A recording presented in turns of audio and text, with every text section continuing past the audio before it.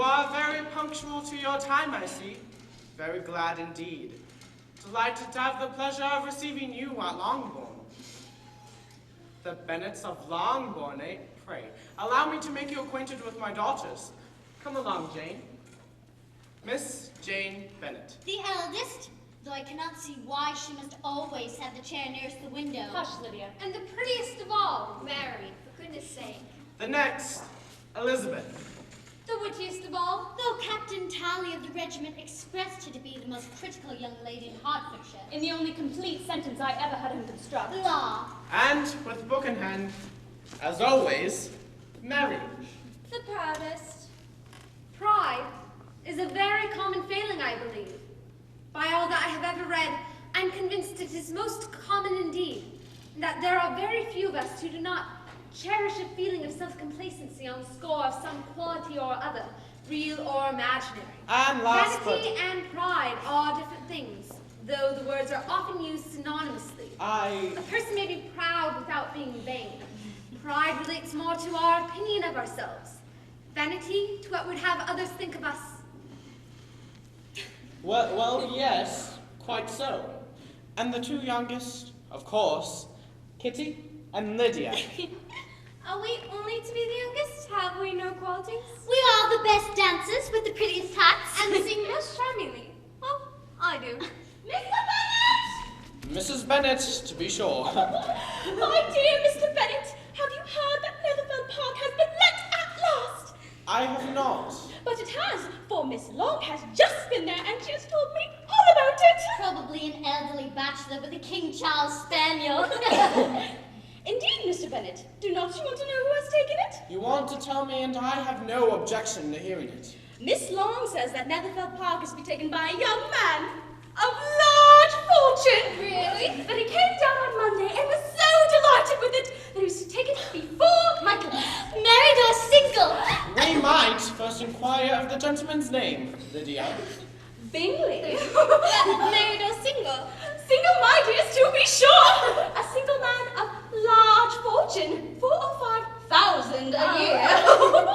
It is a truth, universally acknowledged, that a single man, in possession of a large fortune, must be in want of a wife.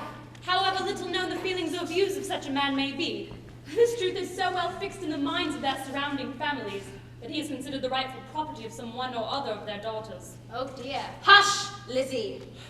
What a fine thing for our girl! How so?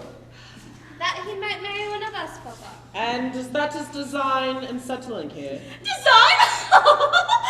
Nonsense! But it is not unusual for a young man to fall in love. Though he must be a soldier in a red regimental jacket. You must visit him as soon as he comes. I see no occasion for that. You and the girls may go, or send them by themselves, which perhaps would still be better. For as you are as handsome as any of them, Mr. Bingley might like you the best of the party. Well, I certainly have had my fair share of beauty, but when a woman has 5 grown-up daughters, she ought to give up her ideas of her own attractions. In such cases, a woman has not often much beauty to think of. But think of your daughters. Think of what an establishment it'll be for one of them. And it will be impossible for us to visit if you do not. You are over-scrupulous, surely. I will send a few lines by you to assure him of my hearty consent to his marrying whichever he chooses. Mr. Bennet, you take delight in vexing me. You have no compassion for my poor nerves. My dear, I have a high respect for your nerves. They are my old friends. You do not know how I suffer. But I hope you will get over it and live to see many young men of 4,000 a year come into the neighborhood. It will be no use to us if 20 such men should come, since you will not visit them. Depend upon it, my dear, for when there are 20, I shall visit them all. Despite his protestations, Papa was among the earliest of those who waited on Mr. Bingley. Capital, Lydia. I hope Mr. Bingley will like it. We are in no way to know what Mr. Bingley likes, since we are not to visit. It isn't bad, Papa. It really isn't. Do you forget that we shall meet him at the assemblies, and that Mrs. Long promised to introduce him? Miss Long will do no such thing. She has 2 nieces of her own. And as plain as cake, both of them. She is a selfish, hypocritical woman, and I have no indeed, but let us return to Mr. Bingley. And I say I am sick of Mr. Bingley. Why did you not tell me so before?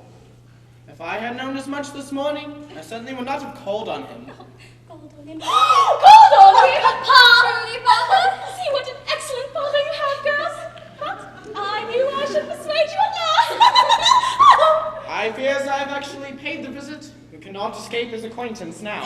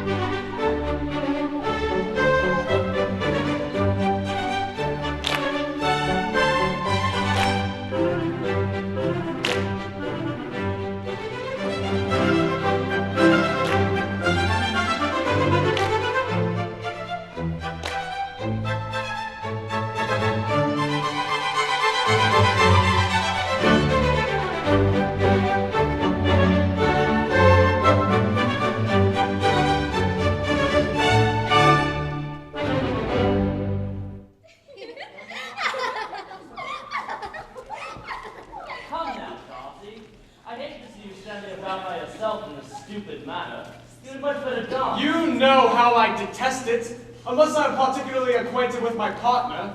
Your sister is engaged, and there is not another woman in the room whom it would not be a punishment to me to stand up with.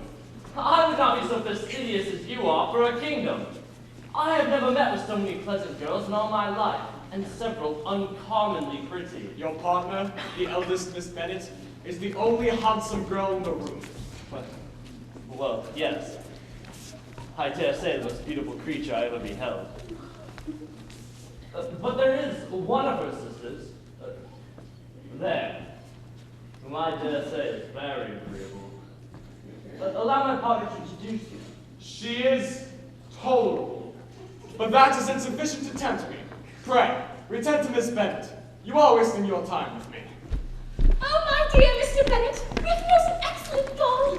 Jane so admired. And then we danced with her twice. And the third we turned to Miss King, the fourth with Maria Lucas, and the sixth, and the fifth with Jane again, and the sixth with... If he had any compassion for me, he would not have danced half as much. He is just what a young man ought to be. Sensible, good-humored, lively. I never saw such happy manners. He is also handsome, which a young man should be if he possibly can. I cannot explain to you the shocking rudeness of Mr. Darcy. Then, how wise not to try, my love. I was very much flattered by his asking me to dance a second time. Did not expect such a compliment. Did not you? Compliments always take you by surprise, and me never. I assure you, Lydia, this is nothing not suiting Mr. Darcy's fancy. He is a horrid, disagreeable man. But tall, my dear. Tolerably tall. You're a great deal too apt to like people in general. You never see a fault in anybody. I swear, Jane, I never heard you speak ill of a human being in my life. I would not wish to be hasty in censoring anyone. You always Mr. Darcy is so high and conceited, there's no enduring him. Is he not handsome enough to dance with? I quite detest the man. I always speak what I think. With your good sense to be honestly blind to the follies and nonsense of others. Miss Bennet, might you consider a stroll about the room?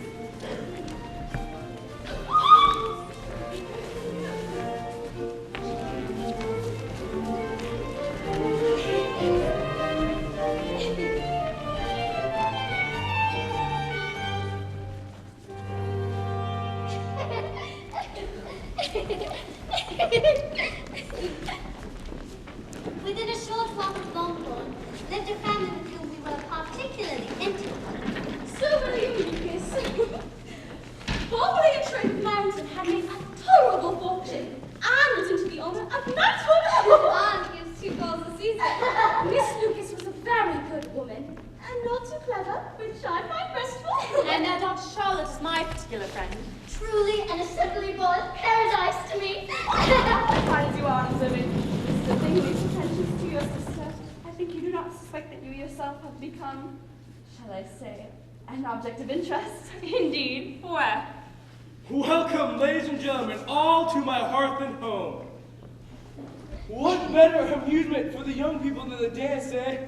I consider one of the first refinements of polished society. Any savage can dance, sir. Wit indeed. Do you not notice that Mr. Darcy always seems on the fringes of your conversation? Mrs. Long told me last night that he sat close to her for half an hour without opening his lips. Miss Bingley told me he never speaks much unless among his intimate acquaintances.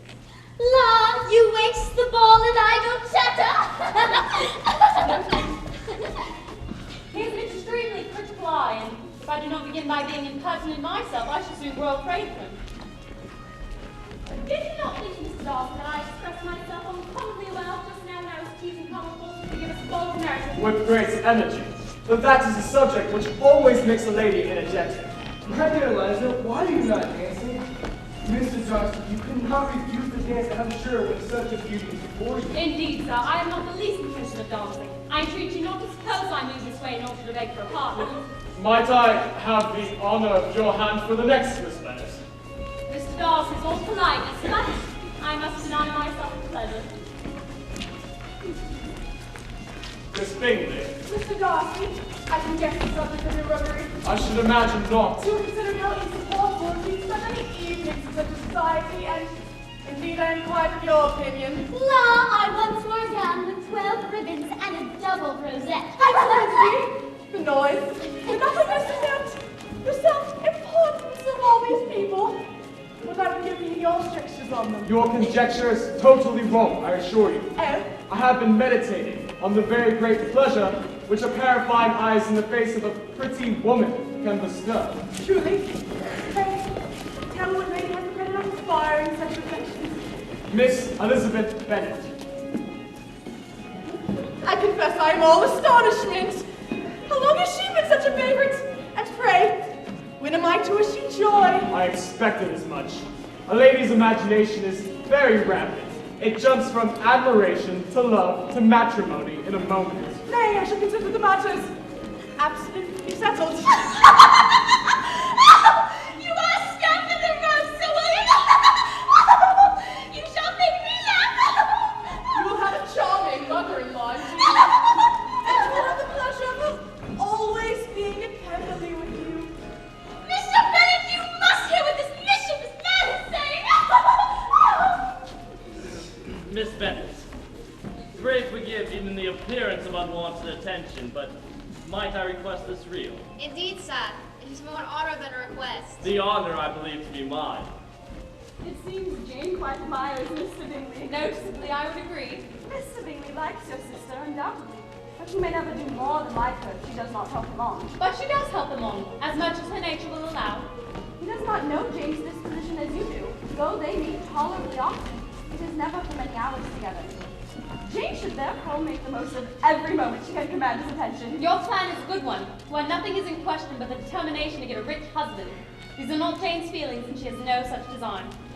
She takes time, I think, to study his character. Well, I wish her luck with all my heart. And if she married him tomorrow, I think she had as good a chance of happiness as if she had studied study this character for a 12-month. It is better to know as little as possible of the defects of the person with whom you are to pass your life. You make me laugh, Charlotte, but it is not sound, and you know full well you would never act in such a way yourself. You are being watched.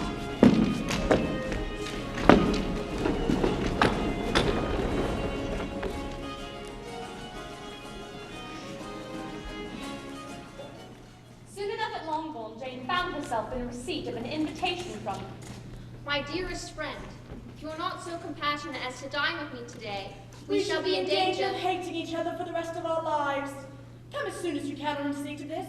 We shall dine with my brother, as well as other gentlemen, and sundry officers. Yours ever, Caroline Bingley. With the officers, may Kitty and I go as well, Mamma? We should like to meet the sundry officers. Am I mistaken that there's but one name on the invitation? May I have the carriage, Father? Of course. Indeed not, Jane. It would be much better if you went on horseback, for the weather looks ill, and you might have the good fortune of getting thoroughly soaked and staying with the Bingleys in ill health. Mamma's hopes were answered. Jane had not been gone long when it rained torrents. That was a delightful idea of mine indeed. For you, Liz. News from Netherfield, I think. My dearest Lizzie, I find myself Very unwell this morning, which I suppose is to be imputed to my getting wet through yesterday. The Bingleys will not hear of my returning home till I'm better. Though excepting a sore throat and a headache, there is not much the matter with me. Yours, Jane. Well, my dear, if your daughter should have a dangerous fit of illness and die, it would be a comfort to know it was all in pursuit of Mr. Bingley and under your orders. Nonsense! People do not die of trifling little colds, Mr. Bennet, and the inconvenience is worth the She is price. ill, and I will go to her. Is this a hint for me, Lizzie, to send for the horses? The carriage horses are wanted on the farm. I will walk. The distance is nothing when one has a motor. Only 3 miles. You cannot go jumping over stiles and arrive with dirty stockings. Jane, at least, will forgive me, Mother. Mr. Bennet!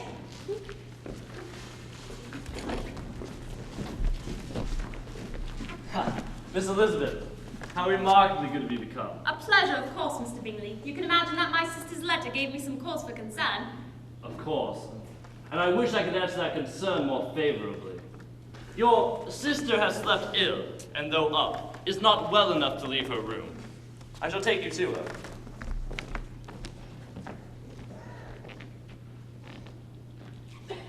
Lizzie. Jane, you look flushed. Should not you be in bed? We have sent for the apothecary.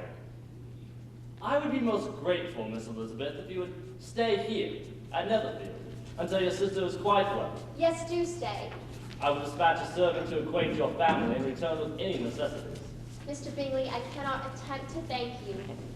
Any thanks are far beyond the occasion. Believe me, I take no greater pleasure in the world, superior of that, than contributing to yours. Well, He is most attentive. indeed he is. You look quite drawn, Jane, but I might say it serves you exactly for falling in with Mother's advice. Lizzie, how did you get here? The horses were commandeered from the field, so I walked. Through the mud? Through the mud, yes. Walking 3 miles or 4 miles or 5 miles or whatever it is through the mud and alone? Quite alone? What could she mean by it? To me it seems to show an abominable sort of conceited independence and complete indifference to decorum. It shows an affection for her sister that is very pleasing. Oh, I have an excessive regard for Jane Bennet, and I do wish you were well settled, but with such a father and mother, and such low connections, I'm afraid there is no chance of it. The uncle is an attorney in Meryton, and another lives somewhere in Cheapside. If they had uncles enough to fill all of Cheapside, it would not make the one jot less agreeable. Ah, Miss Elizabeth, a pleasure. Your sister improves, I hope? She is resting, but hopes not to be thought unsociable. Indeed not.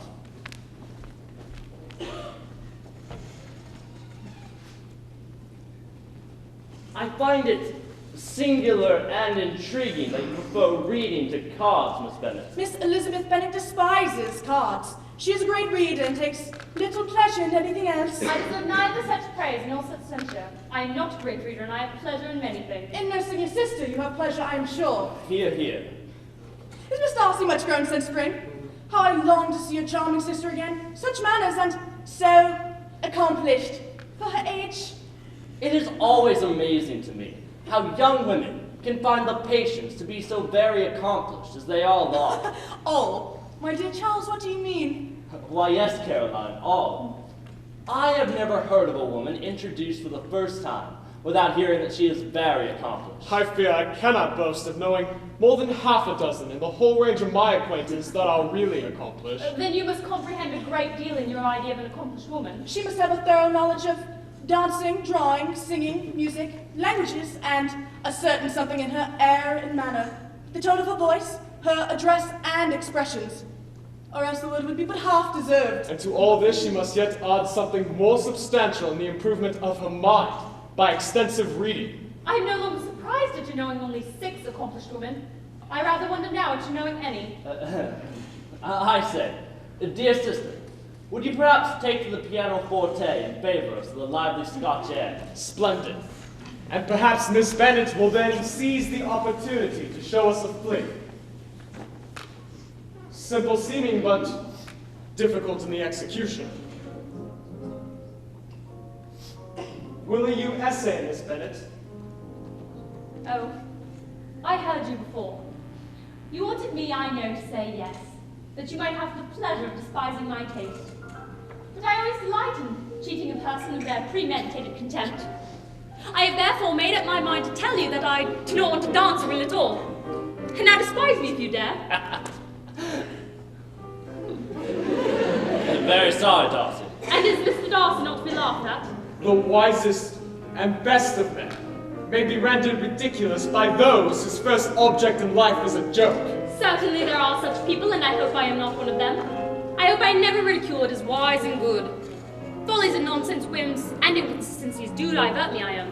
And I laugh at them whenever I can, but these, I suppose, are precisely what you are without. Perhaps that is not possible for anyone, but I've made it the study of my life to avoid those weaknesses which often expose a strong understanding of ridicule. Such as vanity and pride? Yes.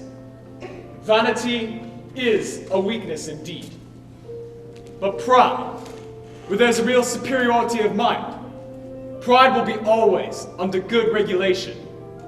I have faults enough, but they aren't, I hope, of understanding. My temper I dare not vouch for.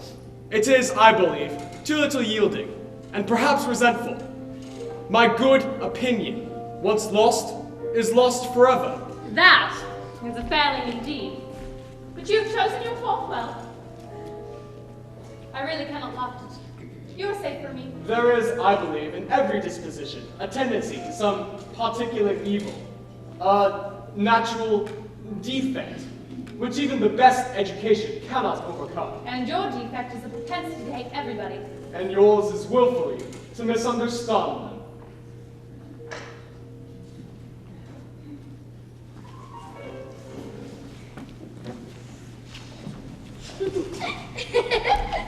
On Sunday, the carriage was sent and Jane and Elizabeth returned home. Mamma, I fear, was not very cordial to them. I cannot for the life of me see Elizabeth. Why you had to rush Jane home. I wasn't rushed, Mamma. Well, I for one am gratified. Our evening conversation had lost much of its animation and nearly all of its sense. Mr. Bennet. Oh, pooh! My dear, I hope you have ordered a good dinner tonight, for I have reason to expect an addition to our family party. Is it Bingley? Why, Jane, you never dropped word of this new sly thing. It is not Mr. Bingley. It is my cousin, Mr. Collins, who, when I am dead, may turn you all out of this house as soon as he pleases. But why, Papa? It is the entail, Kitty, the entail of which I often remind you. The inheritance of my property is limited to male heirs, and having produced none, Mr. Collins has become the legal recipient. Now, Pray do not talk of that odious man and this odious legality. It's monstrous that your own estate should be entailed away from your own children. Mr. Collins was punctual to his time. Mrs. Bennet. Mr. Bennet. As a pastor of the Church of England, I flatter myself that my present overtures of goodwill are highly commendable, and that my being next in the entail of Longbourn estate will be kindly overlooked on your part, and not lead you to reject my offered olive branch. As for your daughters, I have heard much of their beauty, but in the instance, fame has fallen short of the truth, and I doubt not seeing them, as I might say, to be well disposed of in marriage. You're very kind, sir, and I pray with all my heart that it may prove so, for else they will be destitute enough. I am very sensible, madame, to the hardships of my fair cousins, but I can assure the young ladies, I come prepared to admire them. At present I shall not say more, but perhaps we are better acquainted. Yes.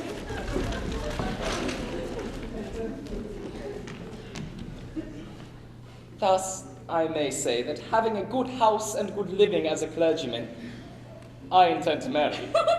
And in reconciliation with your family, I propose to choose one of your daughters. Surely you must agree that this atonement is an excellent one, both generous and disinterested on my part. Oh, indeed! I very much approve of your eldest. Jane! Indeed. I conceive her to be both fetching and decorous. She should do quite nicely, and seniority must be served. Jane, as to my younger daughters, I cannot take it upon myself to say, but I know of no predispositions. Concerning my eldest daughter, Jane? Jane! I'm incumbent to say that she is soon to be engaged.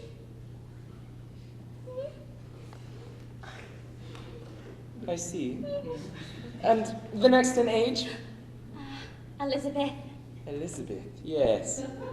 Very forthright and not at all unpresentable. Done. To escape Mr. Collins' lectures. On the high quality and moral fitness of the pastorate of the Church of England. For I suppose him better fitted for a walker than a talker. Indeed, one must first learn that the highest laws for the governance of a Christian duty. And no sooner had I arrived at the regimental trumpetry, had 3 ensigns bowed all at once. And discovered from within, not from without. And all 3 asked me to walk out with them. No man can become a serviceable servant solely by obedience to written edicts, to the principles. La, said I am but one young lady, as you can plainly. We soon espied. Oh, you. The member of regiment. Yoo-hoo! A most gentlemanlike appearance was introduced to us. Fine officer, already of our acquaintance as. Mr. Wickham. His appearance was greatly in his favor. He had all the best parts of beauty. A fine countenance. A good figure. And a very pleasing address.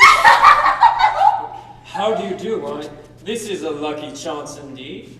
The Bennets are much spoken of at the officers' table, and all of it approbation. Miss Catherine and Miss Lydia. Wrong way round. Quite topsy-turvy. Profoundly sorry. I hope to be correct in addressing you as Miss Elizabeth Bennet. Yes, quite correct. I solicit your further acquaintance, Miss Bennet. Our society, sir, is not extensive. I venture we will meet again. La, we were talking oh so very agreeably when the sound of horses drew our notice. And Mr. Bingley and Mr. Darcy came riding by. Mr. Wickham barely touched his hat, which Mr. Darcy hardly deigned to return. What could be the meaning of it? Before venturing on, naturally, we enjoined Mr. Wickham to pay us a visit. With very great pleasure indeed. I fear we poor souls in the army lack greatly in feminine instruction. Miss Bennet. Mr. Wickham. La, but our sister has already made conquest. Lydia.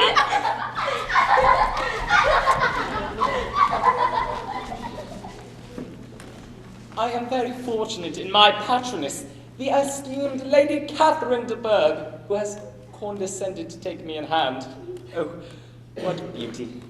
What elevated style and affability!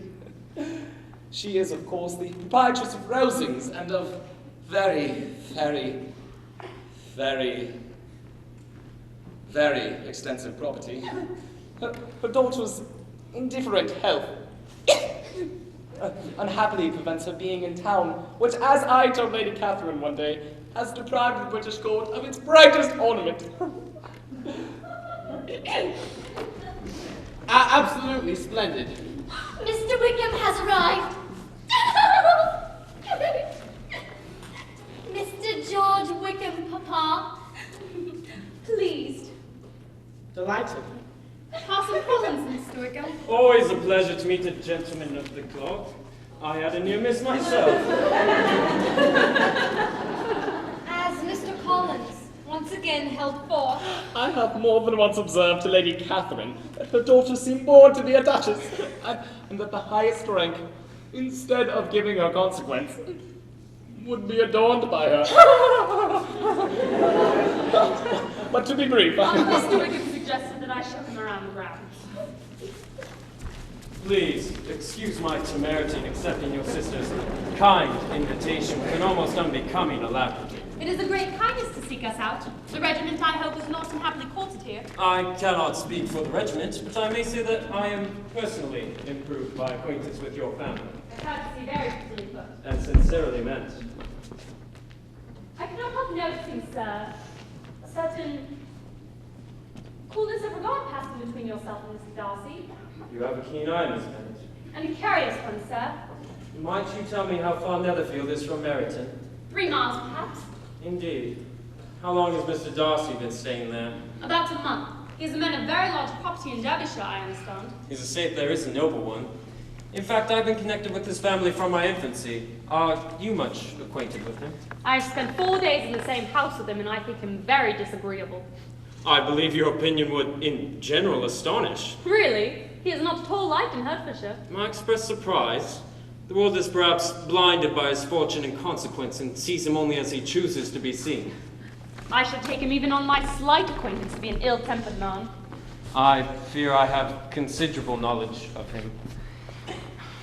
The late Mr. Darcy, his father, was excessively attached to me. I cannot do justice to his kindness. His son and I were born in the same parish, sharing the same amusements. My father was his father's estate manager. The elder Mr. Darcy knew that the church ought to be my profession and promised me the family parish when it came available, or if not, then a voluntary promise of providing for me, both of which were countermanded by the young Darcy after his father's death. On what grounds? Had the late Mr. Darcy liked me less, his son might have borne with me better, but his father's uncommon attachment to me irritated him.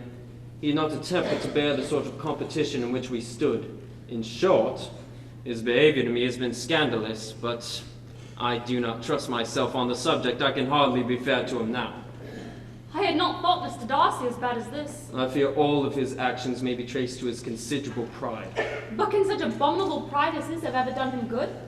I must own him to be liberal and generous, display hospitality, assist tenants and relieve the poor.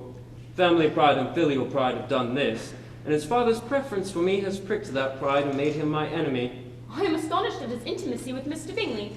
Do you know him? Not at all. He is a sweet-tempered, amiable, charming man. He cannot know what Mr. Darcy is. Mr. Darcy can please where he chooses. He does not want for abilities. My judgment would be that he deserves to be publicly disgraced. Sometime or other he will be, but it will not be by me. Miss Bennet, allow me to say that the troubling aspect of our subject has not made you a whit less delightful. I must suppose the relationship you have described will not allow your presence at the coming ball in Netherfield. I would fear discomfort for all involved, but make no mistake, Miss Bennet, I keenly feel the loss. Well, whatever he said was well said, and whatever he did was done gracefully. But sister, I am all astonishment and concern. I know not how to believe Mr. Darcy could be so unworthy of Mr. Bingley's regard. I can much more easily believe Mr. Bingley's being imposed on than Mr. Wickham should invent such a history of himself. But it is so distressing. One does not know what to think. I beg your pardon, one knows exactly what to think. I know only for certain that poor Mr. Bingley would have much to suffer if Wickham's charge becomes public. Poor Mr. Bingley. I speak only as an observer. Back at home, Mr. Bingley and his sister came to give their personal invitation for the long-expected ball at Netherfield, which was fixed for the following Tuesday. Well, Mr. Collins. I am by no means of the opinion, I assure you, that a ball of this kind, given by a young man of character, can have any evil tendency, and I am so far from objecting to dancing myself that I take this opportunity, Miss Elizabeth, of soliciting the first two dances with you especially. And it struck me that I had been selected from among my sisters as worthy of being the mistress of Hunsford Parsonage.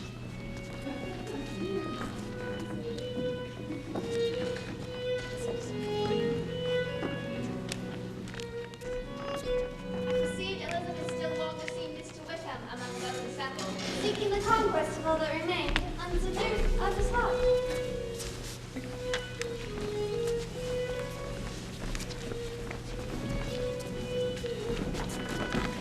I might title them dances of mortification.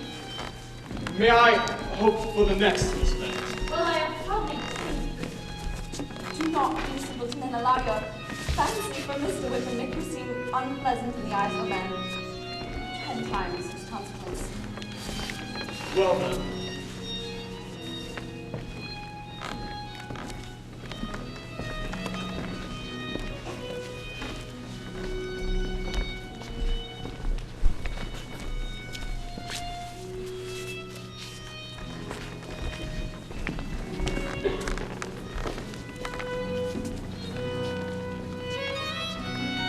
The music is well played, do you not think?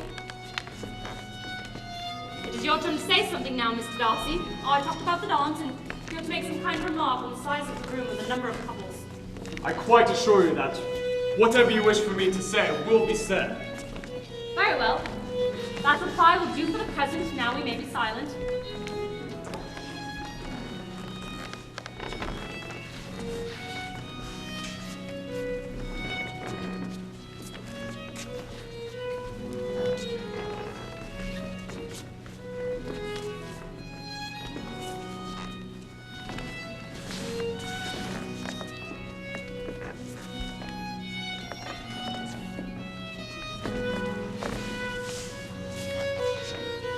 Do you talk by the womb when you are dancing? I have always, Mr. Darcy, seen a great similarity in the turn of our minds. We're each of an unsocial, taciturn disposition, unwilling to speak unless we expect to say something that will amaze the whole room, and be handed down to posterity with all the eclat of a proverb. That is no very striking resemblance of your own character, I'm sure. How near it may be to mine, I cannot pretend to say.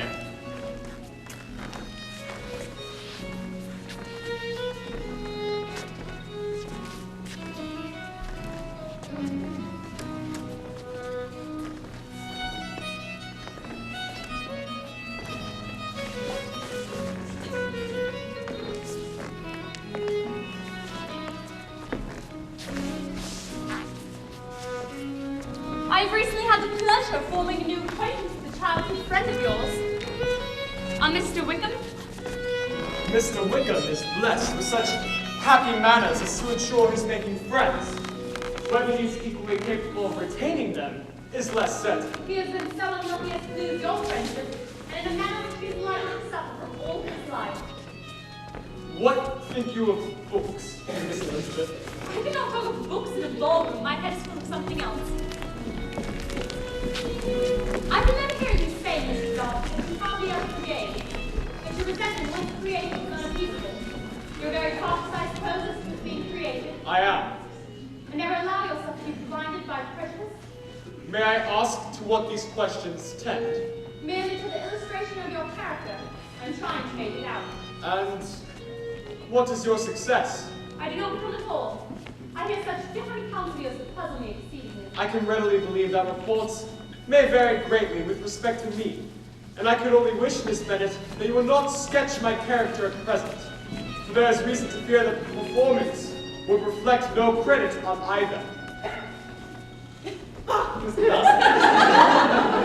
you are, if I am not mistaken, the nephew of my esteemed patroness, Lady Catherine de Bourgh, who secured for me the living and huts of the parsonage. Thus, allow me to observe that I consider the clerical office as an equal in point of dignity to the highest rank in the kingdom, provided that a proper humility of behavior is at the same time maintained. You have neglected your name, sir. Have I? You have. Mr. Collins, sir. Delighted. Excellent. Most excellent. I have no reason, I assure you, to be dissatisfied with my reception. He answered me with the utmost civility, and upon the whole, I am very much pleased with him. Though he neglected his name. Did he? Miss Eliza, I hear you're quite tired of George Wickham. Oh yes, your sister Jane has been talking with me. Did you know he was the son of the late Mr. Darcy Stewart? I believe he so asserted.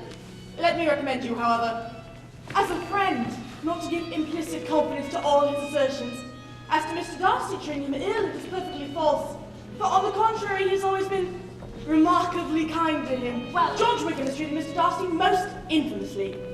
I do not know the particulars, but his coming into the country at all is a most insolent thing. Of course, considering his descent, one could not expect much better. His guilt and his descent appear by your account to be one and the same.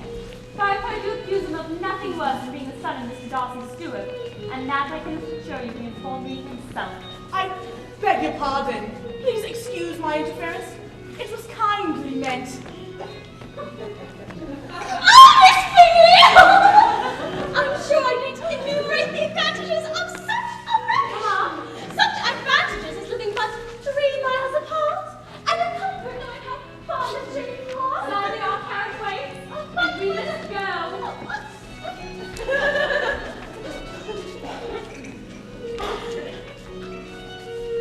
Miss Elizabeth. Tis a great shame we footed it but once.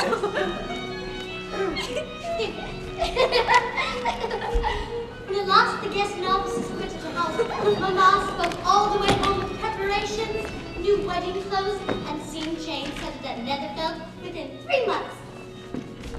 Oh, and Mr. Collins' marriage to Elizabeth as well. May I hope, Madame, for your interest in the matter of your penultimate eldest? Elizabeth. For I solicit the honor of a private audience with her in the course of the morning. What? Oh, yes. I see. Dear me. A private audience. I get the drift. Come, Kitty. I want you upstairs. Dear Madame, do not go. Not go? Mr. Collins must excuse me. He can have nothing to say that anybody need not hear. I am going away myself. Lizzie, I desire you to stay where you... Lizzie, I insist upon you staying and hearing Mr. Collins. Come, Kitty.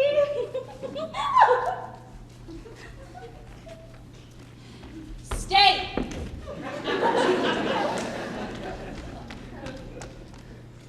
Your modesty adds only to your other perfections, for my intentions have been too marked to be mistaken.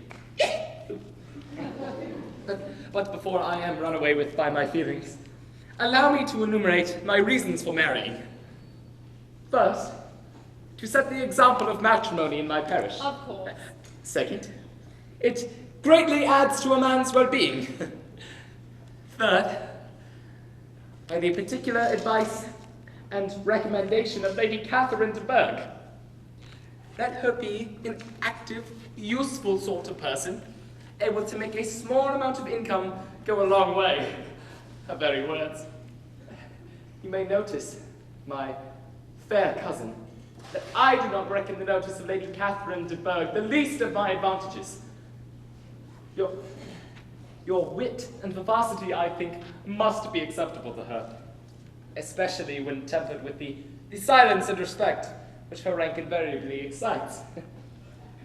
Fourth, as I am to inherit this estate after the death of your honored father, I feel bound to choose from among his daughters, that the loss to them might be as little as possible.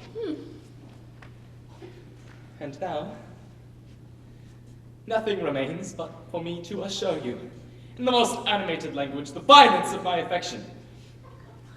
To fortune, I am perfectly indifferent. And as to dowry, I am well aware of your father's finances, and you may assure yourself that no ungenerous reproach shall ever pass my lips when we are married. No. No. I am very sensible of the honor of your proposals, but it is impossible for me to do otherwise than decline them. It is usual for young ladies to reject at first the man they secretly wish to accept. I do assure you I'm not one of those young ladies. You would not make me happy, and I'm convinced that I'm the last woman in the world who would make you so. Were your friend Lady Catherine to know me, she would find me in every respect ill qualified. This matter may be considered therefore as finally settled.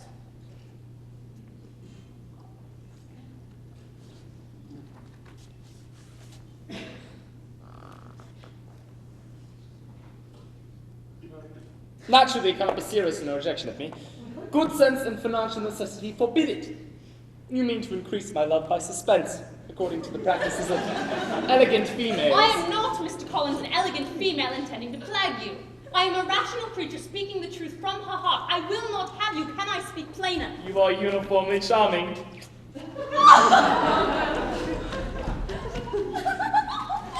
Mr. Collins, allow me to be the first to congratulate you. She has begun delightfully with a refusal. A refusal? Out of bashful modesty and the genuine delicacy of her character. Mr. Bennet! Oh. You are wanted immediately! She is a headstrong, foolish girl, and does not know her own interest, but I will make her know it. Headstrong? Foolish? Dear me. If so, perhaps it were better to not force her acceptance. For if liable to such defects of temper, she could not contribute much to my felicity. Pray excuse me. Mr. Bennet, you must insist Lizzie marry Mr. Collins, or she vows she will not have him. I have not the pleasure of understanding you. And now, Mr. Collins begins to say he will not have Lizzie. Lizzie! And what am I to do on the occasion? You are to insist upon her marrying him. Come here, child. Is it true that Mr. Collins has made you an offer of marriage? It is. And is it true that this offer of marriage you have refused? I have An unhappy alternative is before you, Elizabeth. Your mother will never see you again if you do not marry Mr. Collins. And I will never see you again if you do. Miss Lizzie, go on in this way, and you shall never get a husband at all. And I do not know who will maintain you once your father is dead.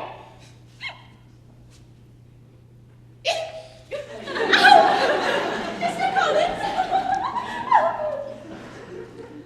Please excuse me, but I wish to withdraw my pretensions to your daughter's favor.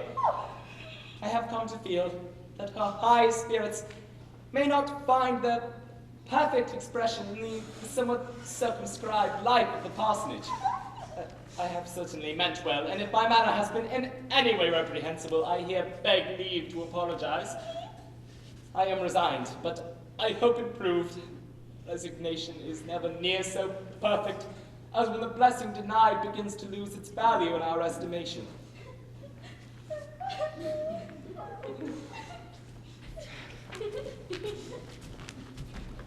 I'll tell you what, Miss Lizzie.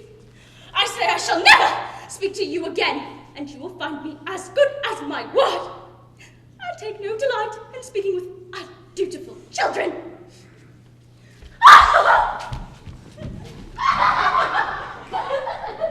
Mr. Collins' offer was not merely at to end, but then D. Cameron just wrote he made a note. That he was always to have gone on Saturday, and to Saturday he still meant to stay. On. The assiduous attentions paid to Lizzie were then transferred, To Charlotte Lucas, who is visiting. whose civility in listening to him was a seasonable relief to us all.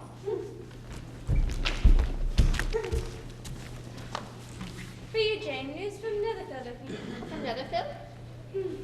Caroline Bingley says the whole party is leaving for town and have no intentions of coming back again. I do not pretend to regret anything I shall leave in Hertfordshire, except your society, my dearest friend. It is evident by this that Mr. Bingley comes back no more this winter. It is only evident that Miss Bingley does not mean he should.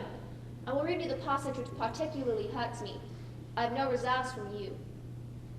Mr. Darcy is impatient to see his younger sister, and to confess the truth, we are scarcely less eager to meet her again. Georgiana has no equal in beauty, elegance, and accomplishments, and we dare entertain hope of her being hereafter our sister. Foolishness, she is a child. Is it not clear enough? Does it not expressly declare that Caroline neither expects nor wishes me to be her sister, and she is perfectly convinced of her brother's indifference to me? Can there be any other opinion on the subject? Yes, there can, for mine is totally different. Will you hear it? Most willingly. It is this. Miss Bingley sees that her brother is in love with you and wants him to marry Georgiana Darcy. I also suspect Mr. Bingley's regard was further suppressed by his friend Mr. Darcy's interference. He watched you most narrowly as you danced. You must not criticize Izzy. Perhaps I've imagined Mr. Bingley's regard. Women fancy admiration means more than it does. And men take care that it should. His sister has influenced him as well, Jane, in conjunction with his friend. Surely she only wishes his happiness. Oh, she may wish many things besides his happiness, such as an increase in wealth, consequence, and great connections.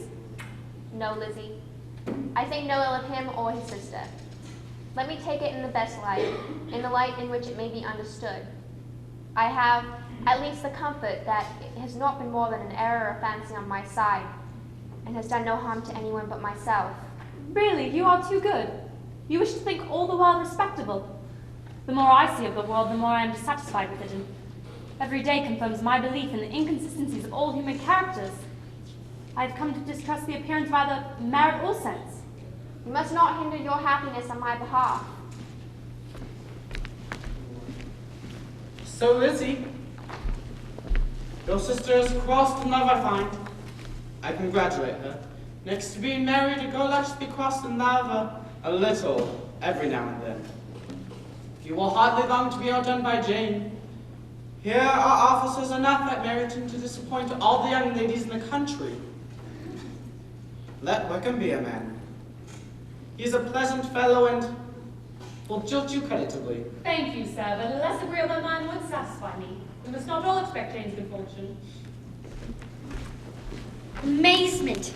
Within the very week, and in as short of time as Mr. Collins' long speeches would allow, all was settled between him and Charlotte Lucas by way of Domestic arrangement. And Lizzie feels she accepted him solely from The pure and disinterested desire of establishment. And as Mamma said, Can one how the establishment was gained? Charlotte's marriage is unaccountable, in every view unaccountable. Dear Lizzie, do not give way to such feelings as these. They will ruin your happiness. Engaged to Mr. Collins, my dear Charlotte, impossible. Dear Eliza, why should you be so surprised? Do you think it incredible that Mr. Collins is able to procure any woman's good opinion because he was not so happy as to succeed with you? Indeed not, but 2 offers of marriage in 3 days.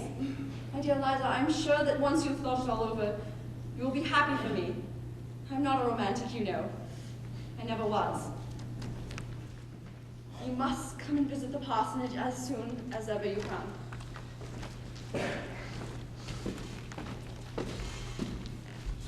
And I say Mr. Collins has been taken in. Worst, Elizabeth, I am sure, is the cause of all this mischief. No. We are in a pitiable state. Due to the entail, Charlotte Lucas shall become mistress of this house, and I will be forced to make way for her, and live to see her take my place in it.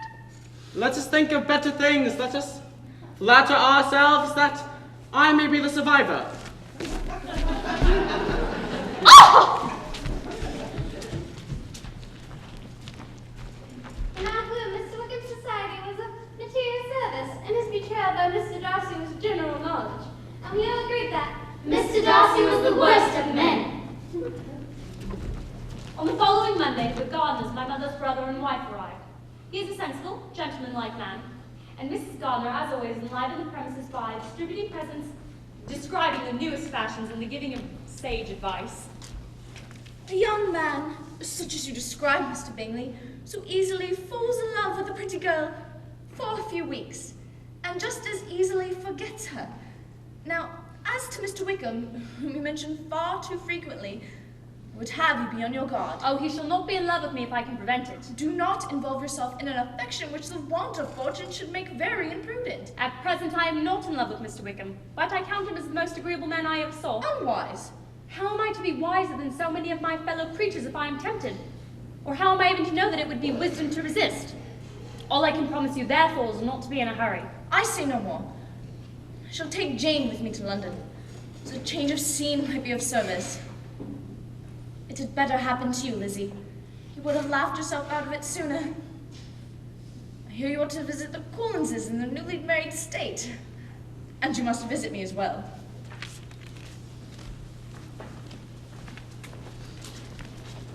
As March was to take me to Hunsford Parsonage, the improvement of spending a night in London made plan, well, perfect as the plan could be. Jane, look now, I see London is agreeable to you. Lizzie, sit with me. Would that be pleasure? You look so well. I confess myself to have been entirely deceived in Miss Bingley's regard for me. She has barely visited me here in London, and when she did come, it was very evident she had no pleasure in it. In fact, she seemed to have come to convince me of her brother's interest in Miss Darcy. All gentlemen are held in my lowest repute. It is said Mr. Wickham is now the admirer of a certain Miss King, whose most remarkable charm, I might add, seems to be the acquisition through a family mortality of £10,000. And it is at the least indelicate to direct his attentions towards her so soon after this event. You're pale, Elizabeth. Are you ill? A man in distressed circumstances has not the time for elegant decorums which others might observe. If she does not object to it, why should we? Her not objecting to it does not justify him. A very poor opinion of young men who live in Hertfordshire. And their intimate friends who live in Derbyshire are not much better. I'm sick of them all. Thank heaven I'm going tomorrow to the Collins' parsonage, where I shall find a man with not one agreeable quality, because neither man nor friends to recommend him. Perhaps stupid men are the only ones worth knowing after all. Bravo! You must accompany Mr. Gardner and I on a tour of pleasure this summer, where we shall avoid the sex altogether, and regard the landscape. My dear aunt, what delight, what felicity. You have given me fresh life and vigor. Adieu to disappointment and spleen, which are men to rocks and mountains. Every object in my next day's journey was new and interesting. The shades comfortable, the weather delightful, and all conspired for the pleasure of the traveller.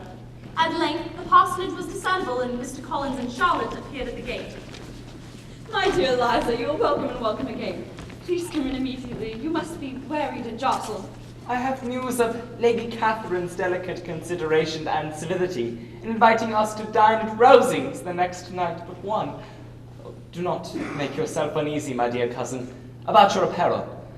Lady Catherine will not think the worse of you for being simply dressed.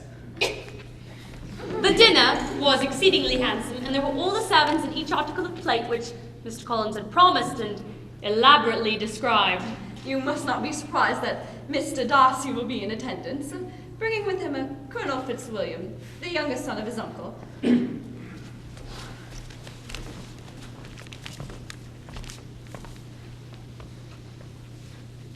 It is my pleasure to introduce the Right Honourable Lady Catherine de Bourgh, whose wit, affability, and condescension makes her the most admired ornament. Yes, yes. Quite so.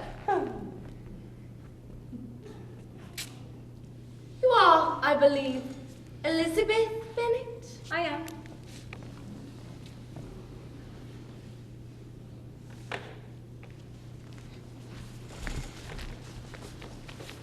Your father's estate is entailed on Mr. Collins, I think?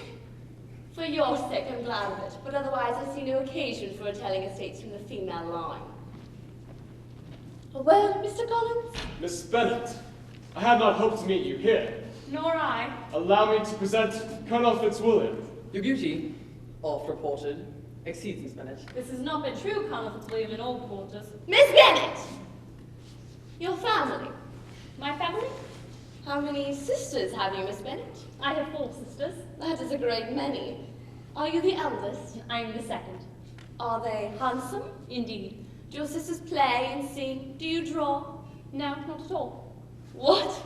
None of you? That is very strange. Has your governess left you? We never had a governess.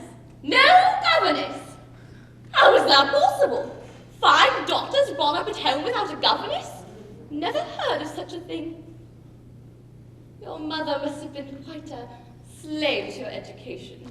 Not perhaps as you might think. Then who taught you? Who attended to you? Such of us wish to learn never wanted the means.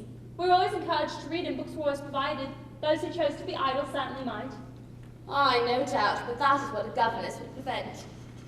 Had I known your mother, I should advise her most strenuously to engage one. Are any of your younger sisters out? Yes, ma'am. All. All? All flying out at once?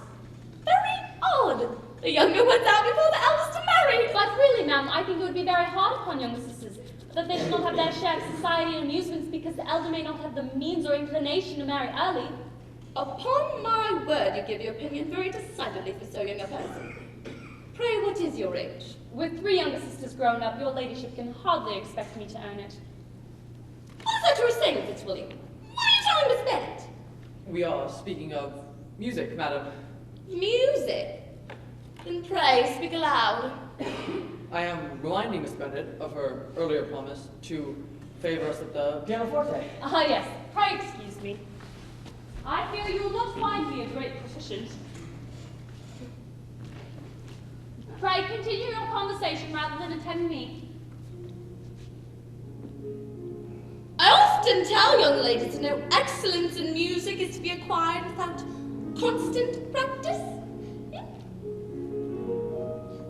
You mean to frighten me, Mr. Darcy, but my courage always rises with every attempt to intimidate me. You cannot really believe me to entertain any design of alarming you. I have had the pleasure of your acquaintance long enough to know that you find great enjoyment in occasionally professing opinions which in fact are not your own. Your cousin will give you a very pretty notion of me and teach you not to believe a word I say. Take care, sir, for you are provoking me to retaliate, and such things may come out as will shock your relations to hear. I am not afraid of you. Pray, let me hear what you accuse him of. I should like to know how such a paragon behaves among strangers. You shall hear then, for prepare for something very dreadful. The first time that ever my seeing him was at a ball and he refused to dance, and more than one young lady was sitting down in want of a partner. I had not, at that time, the honor of knowing any lady in the assembly, and I am ill qualified to recommend myself to strangers. Shall we ask him why a man of sense and education who has lived in the world is ill qualified to recommend himself to strangers? I have not the talent of conversing easily with those I've never seen before. Fortunately for all present, that is not the case here. Strangely and unexpectedly, after our delightful evening at Lady Captain de Bourgh's, the 2 cousins came often of an afternoon to the parsonage. It was plain that Colonel Fitzwilliam came because he took pleasure in Charlotte and my society. Why Mr. Darcy came so often was more difficult to understand. Dear Eliza, if you would not laugh me to scorn, I might suggest the possibility of his being partial to you. The gentleman seldom meets my eyes and sits there frequently 10 minutes together without opening his lips. Ah, but he often looks at you quite appraisingly when your look is engaged elsewhere. Stop, I'm going for a ramble in the park.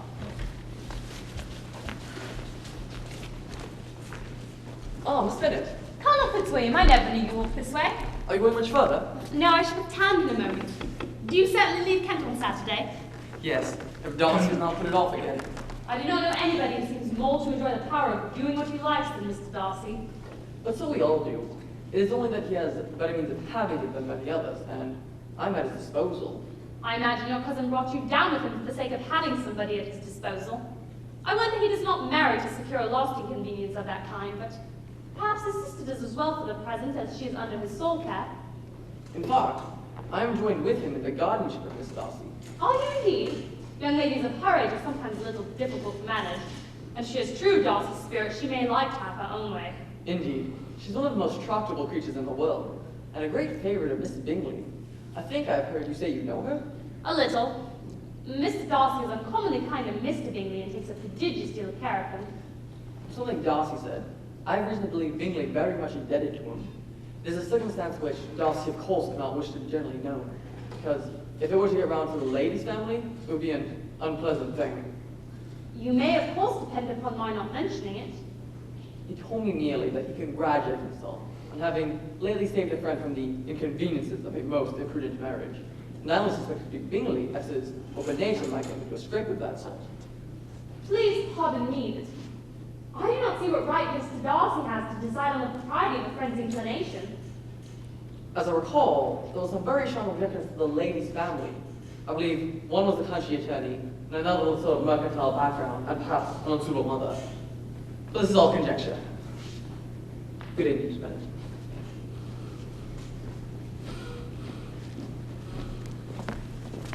To Jane herself there could be no possibility of objection.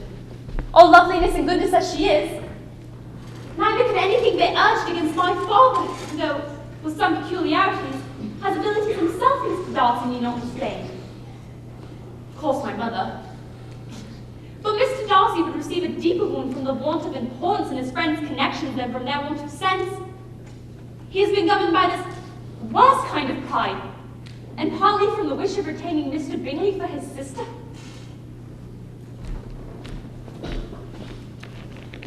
Miss Bennet. Miss Darcy. Would it be suitable if I inquired of your health? My health? As I've not encountered you these past days, I thought I've come to inquire of your health. My health, Mr. Darcy, meets all the usual standards. Ah? Yes. Ah.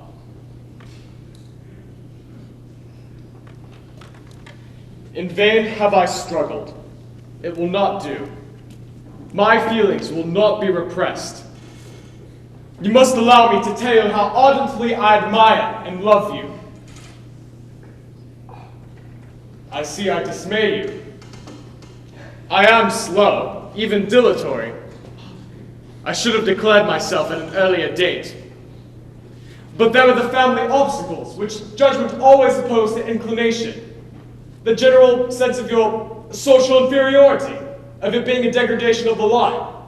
I cannot forget my responsibility to an estate, a way of life, a pride of place, which might, given your circumstances, disinclude you. And thus the very ardency I described took place against my will and reason, or rather in opposition to my character and inclination. But the very strength of my attachment has made it impossible for me to conquer my feelings. And I can only express the hope that these feelings will be rewarded by your acceptance of my hand. Then, I have spoken ill, but mean well, Miss Bennet. In cases such as this it is, I believe, the established mode to express a sense of obligation for the sentiments avowed. However unequally they may be returned, it is natural that obligation should be felt, and if I could feel gratitude, I would now thank you. But I cannot. I have never desired your good opinion, and you have bestowed it most unwillingly. The feelings which you tell me have long prevented the acknowledgement of your regard can have little difficulty overcoming it after this explanation. And this is all the reply which I'm to have the honor of expecting. I might wish to be informed why, with such little endeavored civility, I am thus rejected. I might as well inquire why, with so evident a design of offending and insulting me, you choose to tell me you liked me against your will, against your reason, and even against your character. Was not this some excuse for incivility if I was uncivil? But I have other provocations, you know I have. Do you think any consideration would tempt me to accept the man that has been the means of ruining, perhaps forever, the happiness of a beloved sister? You divided Mr. Bingley and Jane from each other, or at least yours were the principal means, involving them both in misery of the acutest kind. Can you deny that you have done it? I have no wish to deny that I've done everything in my power to separate my friend from your sister, or that I rejoice in my success. Towards him I have been kinder than towards myself. Quite clearly said. But it is not merely this upon which my dislike is founded. Your character was unfolded to me in the recital which I received many months ago from Mr. Wickham. You take an eager interest in that gentleman's concerns. Knowing his misfortunes, he would not feel an interest in him. His misfortunes? End of your infliction. You withheld the advantages which you must know to have been designed for him, and yet you treat the mention of his misfortunes with contempt. And this is your opinion of me? I must thank you for explaining it so fully. These bitter accusations might have been suppressed had I with greater policy flattered you into the belief of my being impelled by unqualified, unalloyed inclination, but the skies of every sort is my abhorrence. The mode of your declaration has not affected me, Mr. Darcy. You could not have made me the offer of your hand in any possible way that would have tempted me to accept it. From the beginning, your arrogance and selfish disdain for the feelings of others have built an immovable dislike. You are, Mr. Darcy, the last man in the world who I could ever be prevailed on to marry. You have said quite enough, madam. I perfectly comprehend your feelings. Forgive me if I haven't taken up so much of your time, and accept my best wishes for your health and happiness.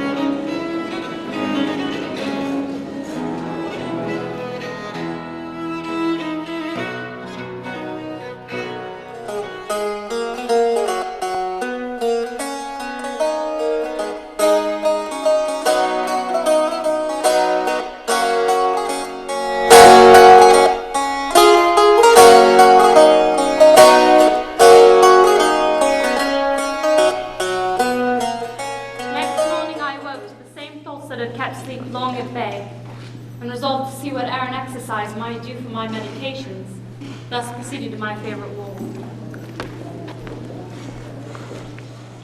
I have been wandering in the grove some time in the hope of meeting you. Will you do me the honor of reading this letter?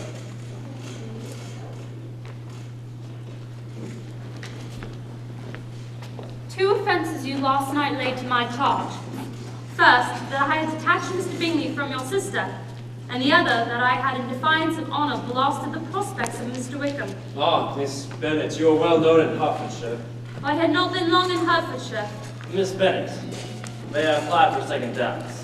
When I observed my friend's behaviour and perceived his most surprising partiality. Your sister I also watched. And though her manners were open and engaging, there was no symptom of warm or gall sentiment. She received his attentions, but remained to my eye indifferent. My objections to the marriage proceeded also from other causes of repugnance. Your family's want of propriety, betrayed by your mother's manners, your younger sister's forwardness, and, even forgive me, your father's misplaced wit. All confirmed my sense. That I must preserve my friend from a most unhappy connection. In London, I found his sister's uneasiness. He has been greatly excited. And we were alike, sensible that no time should be lost in detaching him. Bingley has great natural modesty with a stronger dependence on my judgment than on his own. To convince him he had deceived himself was not difficult. On this subject, I have nothing more to say and no apology to offer. With respect to that more weighty accusation of having injured Mr. Wickham, which I will attempt to refute. In short, his behavior to me has been scandalous. Not only was my father fond of this young man's society, but hoped the church would be his profession. And intended to provide for him in it. He would situate him at the family parsonage and provide a legacy of £1,000. On my father's death, Mr. Wickham wrote to inform me that I've resolved not to pursue a church living, but to study law, for which the £1,000 will be insufficient. I hope you should not think it unreasonable of me to expect more immediate pecuniary advantage. the business was soon settled. He resigned all claim to assistance in the church. And accepted in return £3,000. 3 years later, he applied to me again, having found the law an unprofitable study, and being then again resolved to be ordained. This must be false. This cannot be. He assured me his circumstances were exceedingly bad. Indeed, on both sides this is only an assertion, and yet every line confirms my belief in Mr. Darcy's infamy. You will hardly blame me for refusing his entreaty, and his resentment was so great. You betray your father's wishes and your own honor, sir. That all appearance of acquaintance was dropped. Last summer he again most painfully obtruded on my notice. My sister Georgiana, for whom Colonel Fitzwilliam and myself were mutual guardians, was taken from school at her wish and established in London. Mr. Wickham, by connivance, recommended himself to her. Ah, Miss Darcy, it is my pleasure to renew your acquaintance. She was then but 15 and persuaded to believe herself in love and consented to an elopement. Fortunately, regarding me as an almost second father, she confessed her plans. You may imagine what I felt and how I acted. I wrote a letter to Mr. Wickham in undisguised heat, and he left London immediately and alone. His chief object had unquestionably been my sister's fortune of £30,000, and the hope, I think, of revenging himself on me.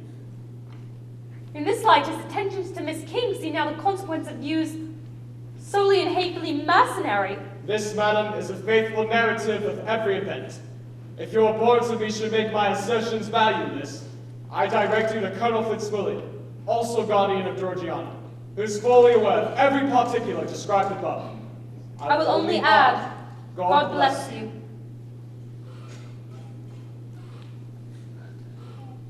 How humiliating is this discovery, and yet how just an humiliation. Had I been in love, I could not have been more wretchedly blind. But vanity, not love, has been my folly.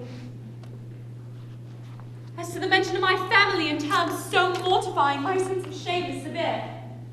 But the charge strikes too forcibly for denial. Their defects, I fear, seem hopeless of remedy. My mother puts herself forward beyond all expectation, while my father does nothing to restrain the uncontrollable giddiness and self-willed carelessness of my young sister.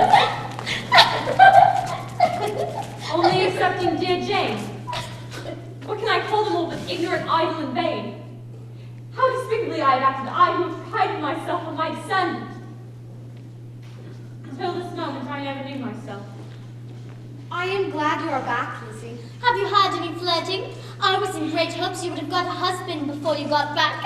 Our sisters have been more than ordinarily silly. Oh, pooh! Aunt Philip said Lizzie had better taken Mr. Collins, but I don't think there would have been any fun in it. Jane will be quite an old maid soon.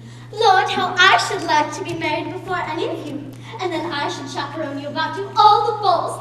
Kitty and I have been to the shops. Oh, I do wish you had come with us, Mary. But we had such fun. We talked and laughed so loud that anyone might have heard us 10 miles off. Far be it from me, my dear sister, to depreciate such pleasures. I confess they would have no charms for me. I should infinitely prefer a book. Look here, I have bought this bonnet. I do not think it's very pretty, but I thought I might as well buy it as not. You see? Oh, but there are 2 or 3 much uglier in the shops, and once I bought some prettier colored satin to trim it with, I think it will be very tolerable.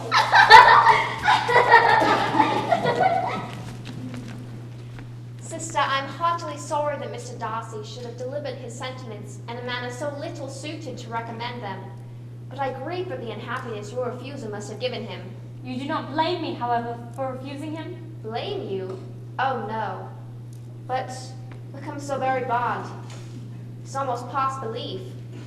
How unfortunate, then, that you should have used such strong expressions when speaking of Wickham to Mr. Darcy, for now they do appear wholly undeserved.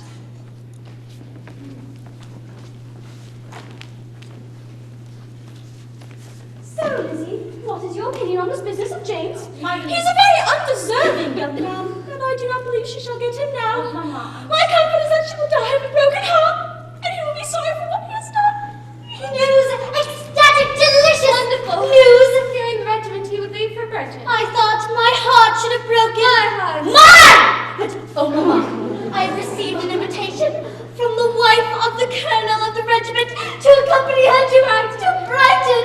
I do not see why I shall not go as well, Mama. Shout! You confuse your steps to the Dance Espanol, and you have but one dress for the new season, and that an unsuitable green! Lydia will never be easy till she has exposed her qualities in some public place or other, and we can never expect her to do it with so little expense or inconvenience to her family as under the present conditions. Oh, Papa! Were you aware aware of the great disadvantage to us all which must arise from the public notice of Lydia's unguarded and imprudent manner? Nay, which has already arisen from it. What? Has she frightened away some of your lovers? I have no such injuries to resent, but dear father, if there is no check on her exuberant spirits, she will soon be beyond the reach of amendment. Oh, pooh! Yes, pooh. And Kitty will follow wherever Lydia leads. Papa has said I may. Indeed, a visit to Brighton comprises every possibility of earthly happiness. Well, you may play the common flirt with at least 6 officers at once. I tell you I shall die or leave my room if... We shall have no peace at Longbourn if Lydia does not go to Brighton. Wickham has come to say his goodbyes for his regiment comes tomorrow for Brighton. Oh, Mr. Wickham, I will not be saying my goodbyes, for Papa has said I may indeed accept Miss Foster's invitation for an extended visit. It will be my pleasure, if asked, to introduce you in Brighton and share some of the town's historical views.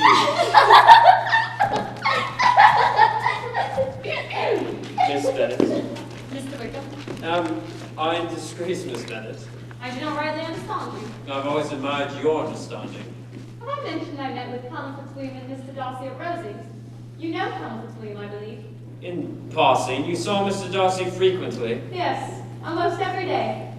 I believe Mr. Darcy improves on acquaintance. Indeed. Is it an address he improves, for I dare not hope it is in essentials. I mean that from knowing him better, his disposition was better understood.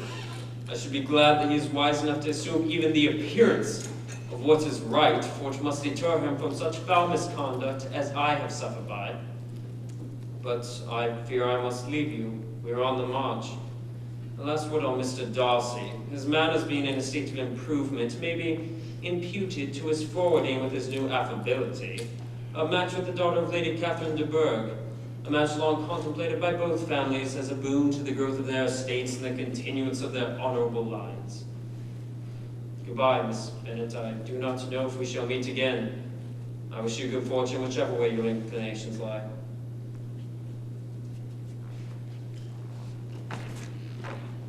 The departure of the regiment, including many acquaintances, wrapped a cloak of gloom and disinclination around our domestic circle. Lydia promises to write very often, but her letters are always very short. And where such and such officers had attended them, where she had seen such beautiful ornaments that had made her quite wild. And how she has purchased another new gown and another parasol. And my constant hope of a tour to the lakes with the gardeners became the object of my happiest thoughts.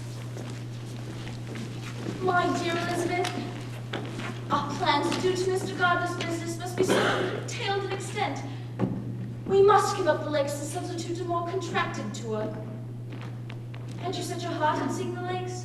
Well, I own they were in traction. I fear we are confined to Derbyshire, though it does leave us the delights of Warwick, Kenilworth, Lambton, and of course Pemberley.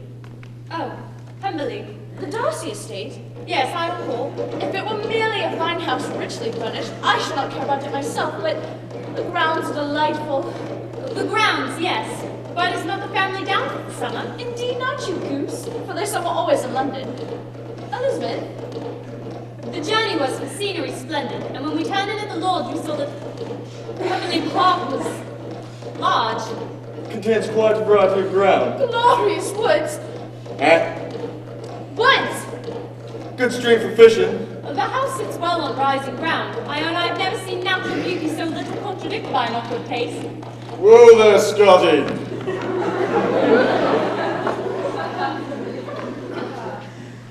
You're very welcome. The master is, of course, absent, but we expect him tomorrow with a large party of friends. We are instructed always to show the house if you would like. Most kind indeed. Your master. Much of Pemberley, is he? Not so much as I could wish, sir.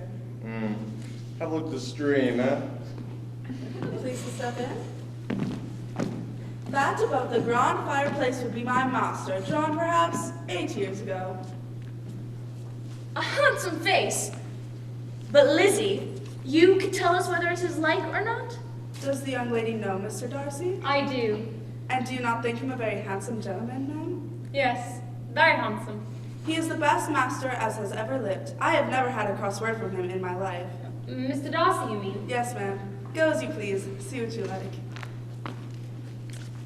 And what an amiable light does this place him, though not quite consistent with his behavior to our poor friend. It is possible we are deceived. Perhaps not we may be the ground. Ah, with greatest pleasure. Indeed, the landscape, the lawn, the river, all in perfect harmony with the buildings. I am quite swept away. Oh!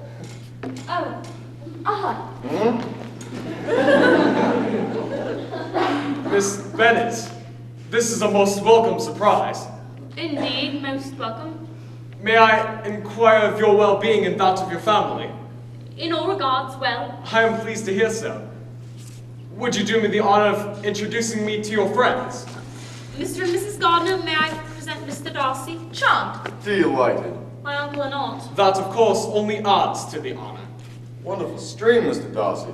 Capital angling, I suspect. Quite satisfactory, Mr. Gardiner. Should you continue in the neighborhood, please do me the pleasure of fishing here as often as you choose. I can easily provide the requisite tackle and direct you to those parts of the stream where there's usually most sport.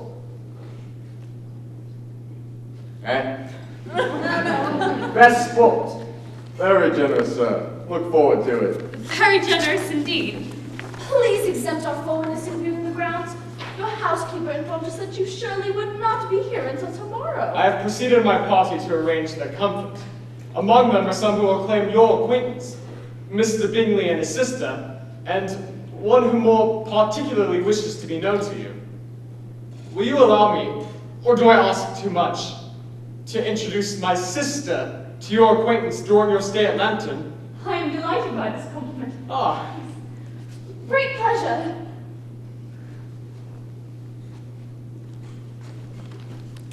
Perfectly well behaved. Polite and unassuming. There is something a little aloof in him. To be sure, Lizzie, he is not handsome, but his features are perfectly good. How came you to tell us he was so disagreeable? Disagreeable. Indeed not. At the worst, a little whimsical in his civilities.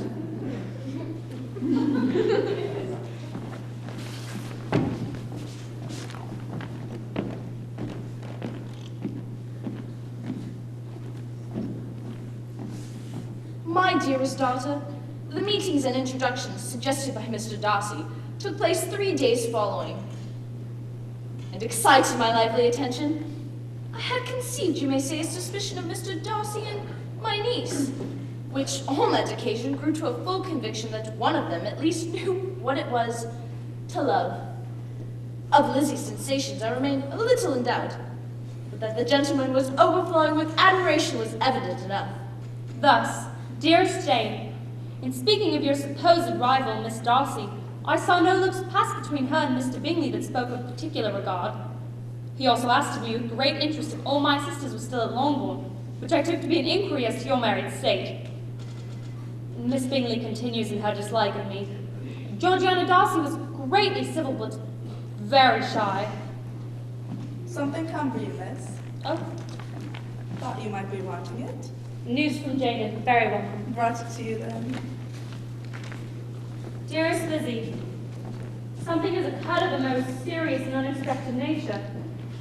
Colonel Forster has informed us that Lydia has run off with one of his officers. To own the truth, Lizzie, it is with Wickham. Worse still. Imprudent as a marriage between Wickham and our poor Lydia would be. We are now frantic to be assured that it has taken place. And, oh, for now we hear they have not gone to Scotland, but to London! And there is reason to believe that he never intended to marry Lydia at all. And Colonel Forster fears Wickham is not a man to be trusted. Father has gone with Colonel Forster to London to try to discover her. And what he means to do, I know not. He shall shoot the scoundrel through the heart. And we will be ruined! Adieu. I cannot help honest begging you To come as soon as possible. Where is my aunt? I must find her this moment on business. I cannot be delayed. Good God! what's the matter? I have not a moment to lose. Allow me to send a servant. You cannot go yourself. A glass of wine. Shall I get you one? No. You are very ill. No, thank you. Only dreadful news. My younger sister has left all her friends. Has eloped. Into the power of Mr. Wickham. You know him too well to doubt the rest. She is lost forever. I am grieved. Shocked. But is it absolutely certain? Certain. My father has gone to London and I am sure Mr. Gardner will assist, but how is such a man to be worked on? How are they even to be discovered? If there's anything, would to heaven, anything, could be said or done on my part to offer consolation to such distress. We must go at once. Pray apologize for us to Miss Darcy. Dear me, your company seems to have fled the grounds in disarray. Your pardon. How very ill Eliza Bennet looked this morning, Mr. Darcy. I never in my life saw anyone so much altered as she is since the winter. She has grown so brown and coarse. It is perhaps no miraculous consequence of traveling in the summer. I particularly recollect your saying one night, she a beauty. I would soon as call her mother a wit. But afterwards she seemed to improve on you. I believe you thought her to be rather pretty at one time. Yes. But that is only when I first knew her. For I now consider her the handsomest woman of my acquaintance. Oh. I had never perceived while the regiment was in Hertfordshire that Lydia had any partiality for Wickham. Only that she wanted encouragement to attach herself to anybody. The mischief of neglected and mistaken indulgence towards such a girl. A family so deranged to hold her absent, a mother incapable of exertion. And it is all my fault, the knowing which I did of Wickham, that I had not the foresight to make that knowledge public. Has anything been heard of the fugitives? No, but I hope that now that my dear uncle has come, I hope all will be well. Is father in London? Yes, he went on Tuesday. If I had just been able to prove my point, for all of us to go to Brighton, this would have never happened. Oh, no, why did Mr. Foster not let them out of their sight? Mother. And now Mr. Bennet will fight them whenever they meet them. Oh, I do not know what we shall do. Not do what we shall do. Do not give way to useless alarm. I shall go to London. Call my brother and consult together what is to be done. This is a most unfortunate affair, but we must stem the tide of malice and pour into the wounded bosoms of each other the balm of sisterly consolation. You see, Mary thinks it's all a book. Lydia wrote to us saying that if we knew where she was going... You would laugh. What a good joke it will be when I write to Mama and sign my name, Lydia Wickham. I hope you will drink to our good journey. Thoughtless Lydia. But at least this shows she was serious in the object of her journey. Whatever he afterward persuades her to, we shall know it was not on her side a scheme of infamy. My poor father. How he must have felt it. I have never seen anyone so shocked. He could not speak a word. Mr. Bennet, shocked. I had taken ill immediately. I had to be carried to my room.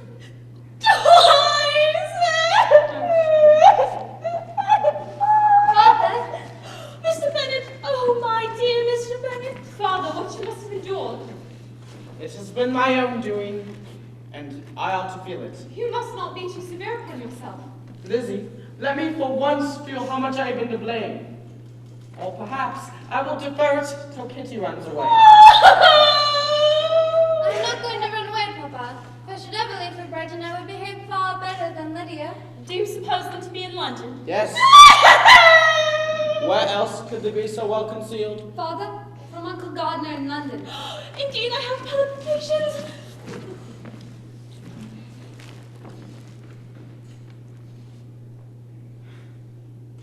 I have seen them both. Thank heaven. They are not married. Nor can I find there is any intention of them being so. Oh, Walter! However, I hope it will not be long before they are. Not long! See, she's a good girl! Not long! Hush, Mrs. Bennet. All that is required of you is to assure your daughter, by settlement, her equal share of the £5,000 secured among your children after your decease. And enter into an engagement of allowing her, during her life, £100 per annum. Is it possible? Can it be possible that he will marry her? So Wickham is not so undeserving as we thought him. But the terms, I suppose, must be complied with. Exactly, Mr. Bennet. You must write. And write I will. But there are two things I would very much like to know. How much money your uncle has laid down in order to bring it about, and how I am ever going to repay him. Money? My uncle? What do you mean, sir? I mean that no man in his senses would marry Lydia for £100 during my life, or 50 after it. Wickham's a fool if he takes Lydia for a farthing less than £10,000. And Mr. Gardiner could pay such a sum. Indeed he could not. Nor I repay it. You must write, Mr. Bennet. Inscribe this minute. Oh, she will be married. This is delightful indeed. And I will see her again. Oh, my good, kind brother. And I will see her and dear Wickham too. Dear Wickham? With clothes. The wedding clothes. We must see to it. I will make the arrangements myself. Come, Kitty, ring the bell. We must have the carriage. Oh, my dear, dear Lydia. How merry we will be together when we meet.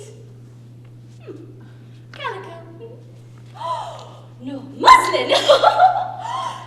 Cambric. Oh, I shall melt it all.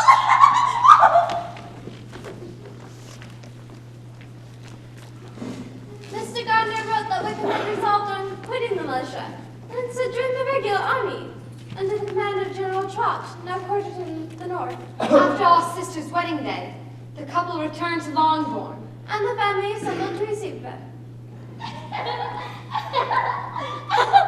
Oh, congratulate me, sisters. It has been a great while since I've been back, good gracious. When I left, I'm certain I had no idea of being married, though I thought it would be good fun if I was. Dear Jane, I take your place now, and you must go lower because I am a married woman. And what do you think of my husband? Is he not a charming man? All my sisters must go to Brighton now, as that is the place to find husbands. I thank you for my share of the favor, but I do not particularly like your way of getting husbands. La, you are so strange. Well, I must tell you how it went on. We were married, you know, at St. Clement's, because Wickham's lodgings were in that parish, and it was settled that we were all to be there by 11 o'clock. Well, just as the carriage was arriving at the door, my uncle was called away on business, and I was so frightened that the wedding must needs be put off. But then I recollected that Mr. Darcy would do just as well to give me away. Mr. Darcy? Give you away? Oh, yes, he was there with Wickham, you know. Oh, gracious me, I quite forgot. I ought not to have said a word. It was to be such a secret. If it was to be secret, say not another word. Most certainly. We will ask you no questions. For then I shall tell all, and Wickham will be so angry with me. Lydia! I'm coming, Mama. Are my suspicions concerning Mr. Darcy's actions correct? Lizzie, really, if you are indeed so innocent and ignorant, I must be more explicit. Oh dear. Mr. Darcy called to tell Mr. Gardiner he had found out where Wickham and your sister were. Mr. Darcy professed it was owing to himself that Wickham's worthlessness had not been well known. He called it his duty to step forward and remedy the evil cause. But not brought on by himself. Lydia indeed. He called on her, but found her resolved on remaining. Lydia would be Lydia still. Mr. Darcy then asked why he had not married your sister at once. Because we are not rich. Indeed. Wickham still cherished the hope of making his fortune through marriage in some other country. Mr. Darcy then settled upon him a large sum for his acquiescence. I knew it. And made Mr. Gardiner acquainted with it. Lizzie, where are you going? To speak with father. This must go, Lizzie. No further than yourself or Jane at most. Mr. Darcy wants neither the sum nor the act known. But you have told me. Yes, I have.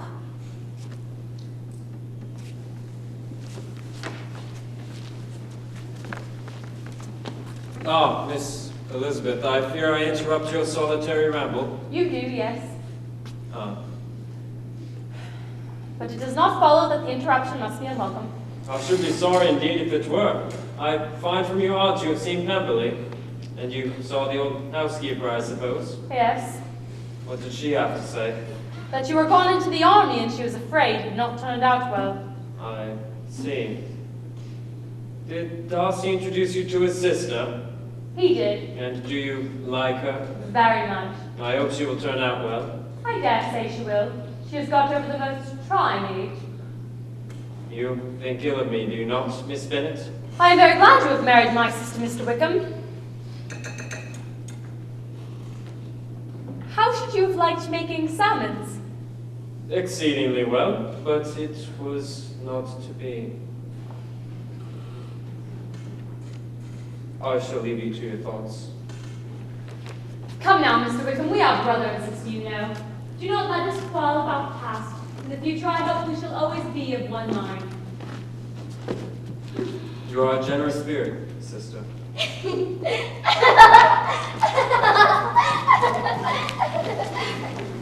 He is as fine a fellow as I ever saw. He simpers and smirks and makes love to us all.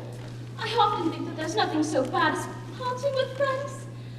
One seems so forlorn without them. That is the consequence, madame, of marrying a daughter. It must make you better satisfied that your other are single. Mr. Bingley is coming down, Mama. Wonderful news! I mean, I'm sure we shall never see him again. But he is always welcome in Netherfield. And who knows what might happen. I assure you, the news does not affect me with either pleasure or pain. If he wants our society, let him seek it. He knows where we live. But you will wait on him. I will not spend my hours running after our neighbors every time they go away and come back again. I begin to worry that he comes at all. I can meet him with a perfect indifference, but I can hardly bear to hear it thus perpetually talked of. My mother means well, but she does not know. No one can know how I suffer from what she says. I wish I could say anything to comfort you, but it's wholly out of my power. Mr. Bingley is into the paddock. What are you hiding this way? Do you contradict yourself with a smile of expectation? Let us see how he behaves. Then it will be early enough for expectation. And there is a gentleman with them. Some acquaintance or another, my dear. I'm sure I do not know. La, it looks just like that. Mr. What's his name? That tall, proud one? Good gracious, Mr. Darcy! And so it does. I vow. Well, any friend of Bingley's is always welcome here. But I say I hate the very sight of him. Ah, Mr. Darcy. The gentlemen were received with tolerable ease. The propriety of behavior I thought equally free from any resentment or any unnecessary complacence. It has been a long time, Mr. Bingley, since you went away. Good gracious, yes. Far too long, in my own opinion. I had begun to be afraid that you would never come back again. Mrs. Bennet? Miss Lucas is married and settled, and one of my own daughters as well. Ah, yes, a matter for the greatest congratulations. It is a delightful thing, to be sure, to have a daughter. Well, married. Wickham has taken her with his regiment to Newcastle, which is far too northward in my estimation. Oh, yes, indeed. Excellent shooting this season. Eh, Darcy? When you have killed all of your own birds, Mr. Bingley, I pray you will come and kill all of ours. You are in my debt, Mr. Bingley, for when you went to town last winter, you promised to take a family dinner with us once you returned. I have not forgot, you see, and I was quite disappointed that you did not come and keep your engagement. To be remedied the first opportunity. Darcy. You have been quite silent, Mr. Darcy. I hope you are well. Quite well. Very well. And then they went away.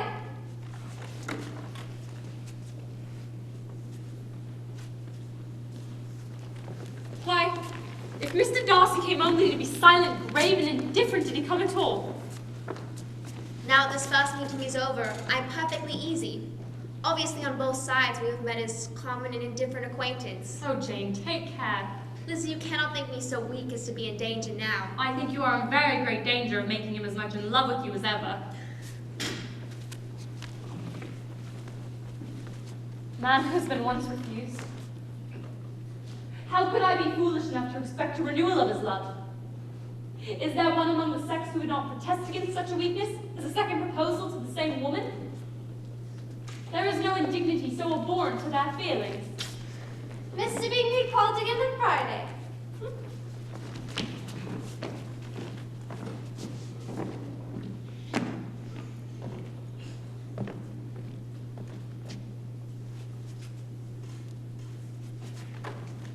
Having once set on this road to happiness, there was nothing on the side of prudence that would stop him or make his progress slow.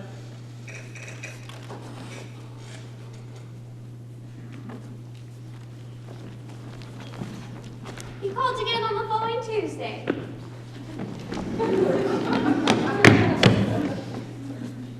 She was, of course, only too good for him, but as nobody minds having what is too good for them, he was very earnest in the pursuit of a blessing.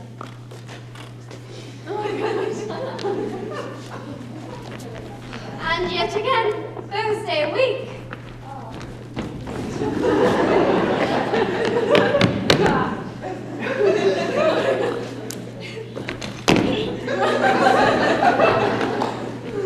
I begin to think that there is something in this, Jane. And it is not possible that encouragement from Jane should be long wanting. Mr. Bingley is coming this way, and he looks quite serious. Oh, Mr. Bingley!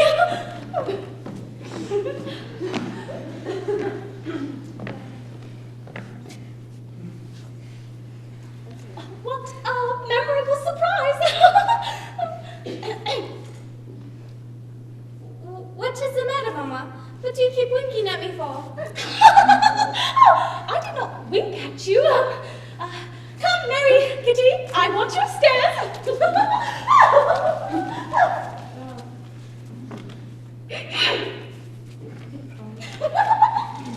Mr. Bingley, you are right. Elizabeth! I wish to consult you as to the... I want to talk to you.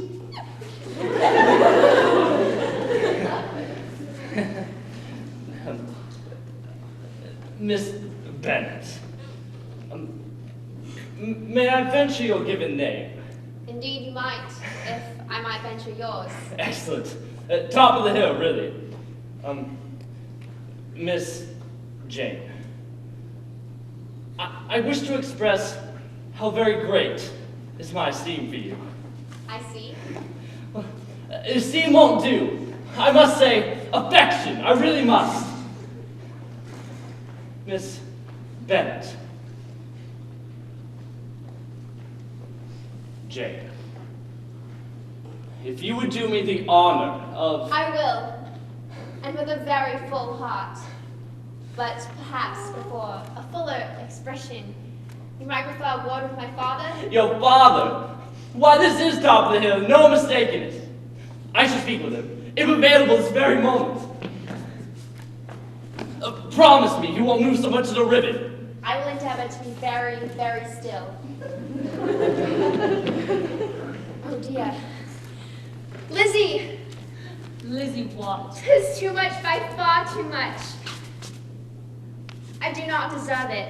Why is everybody not as happy? A catch! A veritable catch! Oh, I am ecstatic! You are a good girl. I have not a doubt of your doing well together. You are each of you so compliant that nothing will ever be resolved. So easy that every servant will cheat you, and so generous that you will always exceed your income. Exceed their income? Mr. Bennet, I do not know what you are speaking of. He makes 4,000 to 5,000 a year, and very likely more. Oh, Lizzie, why have I thus been singled out from all my family to be blessed above them all? If I could but see you as happy. If you were to give me 40 such men, I never could be so happy as you. Till I have your disposition, your goodness, I never can have your happiness. No. Let me shift for myself, and perhaps, if I have very good luck, I may meet with another Mr. Collins in time. Indeed. Mama, not to proceed. Is Lady Catherine de Bourgh come to court? No! Yes! I'm shocked beyond all expectations. I have shown myself in. You are very welcome, Lady Catherine. I hope you're well, Miss Bennet. That lady, I suppose, is your mother. Lady Catherine de Bourgh, Mrs. Bennet. And these, I suppose, are your sisters? Yes, ma'am. My youngest of late is married, and this must be a most inconvenient sitting room for the evenings in summer. The windows are full west. Indeed, we never sat here after dinner. Miss Bennet. There seems to be a prettish kind of little wilderness on one side of your lawn. I shall be glad to take a turn in it if you will favour me with your company. You can be at no loss, Miss Bennet, to understand the reason of my journey hither. Indeed, you are mistaken. I cannot account for the honour. However insincere you may choose to be, you will not find me so. My character has ever been celebrated for its sincerity and frankness. I was told that not only your sister was on the point of most being advantageously married, but that you would not likely to have been united with my own nephew, Mr. Darcy. Though I know it to be a scandalous falsehood, I have a right to make my sentiments known to you. If you believed it untrue, I wonder you took the trouble in coming so far. To have the report universally contradicted, can you declare there's no foundation to it? Your ladyship may ask questions which I shall not choose to answer. This is not to be borne. Your ladyship has declared it impossible. But your arts and allurements may, in a moment's infatuation, make him forget what he owes to himself and to all his family. You may have drawn him in. If I have, I shall be the last person to confess it. Miss Bennet, I am unaccustomed to such language as this. I am entitled to know all his dearest concerns. But you are not entitled to know mine. Mr. Darcy engaged to my younger daughter. Now what have you to say?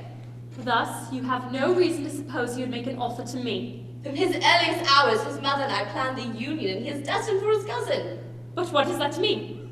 If there is no other objection to my marrying your nephew, I shall certainly not be kept from it by knowing that his mother and aunt wish him to marry Mr. Bourgh. Honour? Decorum? Prudence, nay, interest forbid it. Your alliance would be a disgrace.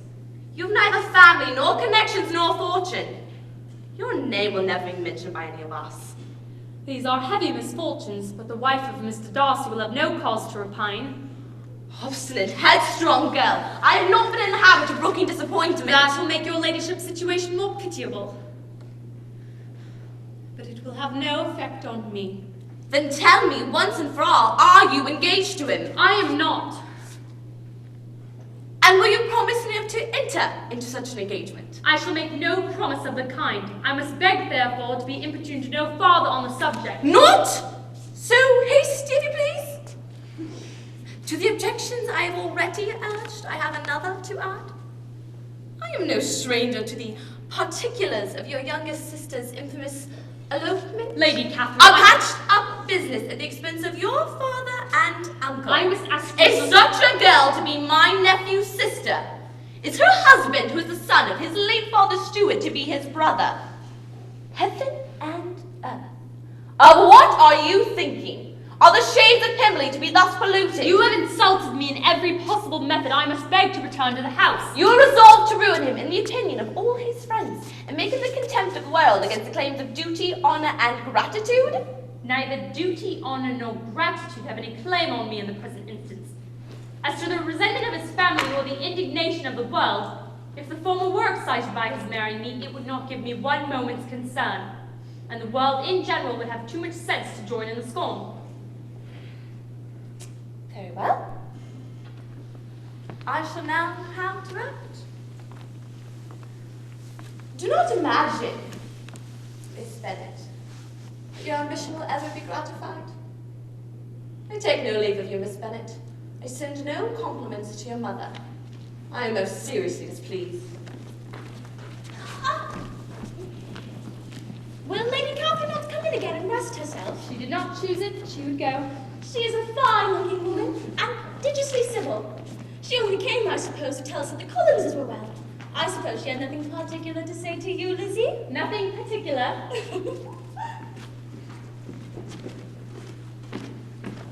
Lizzie, I have received a letter this morning that has astonished me. I did not know I had 2 daughters on the brink of matrimony. The letter is from Mr. Collins. Mr. Collins? Your daughter Elizabeth, it is presumed, will not long bear the name of Bennet after her eldest sister has resigned it. And the chosen partner of her fate may be reasonably looked upon as one of the most illustrious personages in the land. Can you not guess who is meant by this? Mr. Darcy, you see, is the man. Lizzie, I think I have surprised you. Is it not rich? Are you not diverted? Lizzie, you look as if you did not enjoy it. Can you not laugh at the idle reports of a country parson? For what more do we live but to make sport of our neighbours and laugh at them in our turn? Oh, I am excessively diverted, but it is so strange. Yes, that is what makes it so amusing. His perfect indifference and your pointed dislike makes it delightfully absurd. Mr. Darcy is here, Elizabeth Penn, most expressively to see you.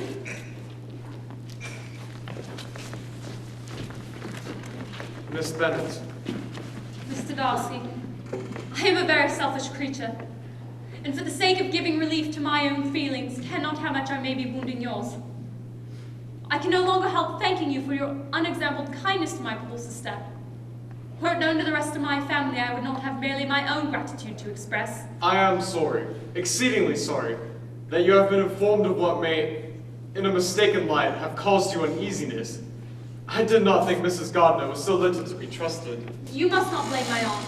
Lydia's thoughtlessness first betrayed to me your involvement. Let me thank you again and again. If you will thank me, let it be for yourself alone. Your family owes me nothing. As much as I respect them, I believe I thought only of you. Indeed. So, well, you are too generous to trifle with me. If your feelings are still what they were last April, tell me so at once.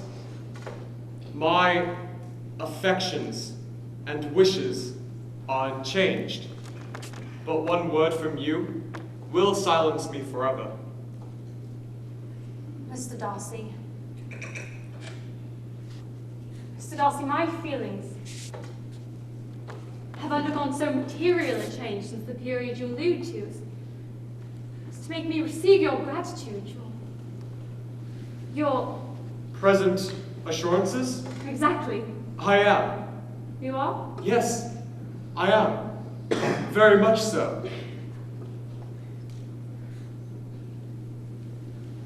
I believe my aunt has been to see you. She has. My feelings, you may know, are exactly contrariwise. I hope you spoke to her quite frankly. Yes, you know enough of my frankness to believe me capable of that. After abusing you so abominably to your face, I could have no scruple in abusing you to all your relations. What did you say of me that I did not deserve? My previous behavior to you has merited the severest reproof. It was unpardonable. The conduct of neither, if strictly examined, will be irreproachable, but since then we both, I hope, have improved in civility. As a child, I was taught what was right, but was not taught to correct my temper. I was given good principles, but left to follow them only in pride and conceit. By you, I was properly humbled. I came to you without a doubt of my reception. You showed me how insufficient were all my pretensions to please a woman who worthy of being pleased. I'm almost afraid of asking you what you thought of me when we met at Pemberley. You blame me for coming? I felt only the pleasure of surprise. It was my object then to show you by every civility in my power that your reproofs had been attended to. How soon any other wishes introduced themselves, I can hardly tell. But I believe about a half an hour after I had seen you. Other wishes? Other wishes. Yes. And Mr. Bingley? On the evening before my going to London, I had told him everything that had occurred, to make my former interference in his affairs absurd and impertinent. I had told him, moreover, that I believed myself mistaken in supposing your sister was indifferent to him. As I can easily perceive that his attachment to her was unabated, I felt no doubt of their happiness together. Did you speak from your own observation or merely from my information last spring? I had narrowly observed her, and I was convinced of her affection. And what do you narrowly observe in me, Mr. Darcy? That something, I am not sure what, is expected. What have I done? I sincerely beg your pardon. You have not yet learned to be laughed at, but it was rather too early to begin. Oh my God. Ah, pray excuse me. I must speak to your father. I have given him my consent.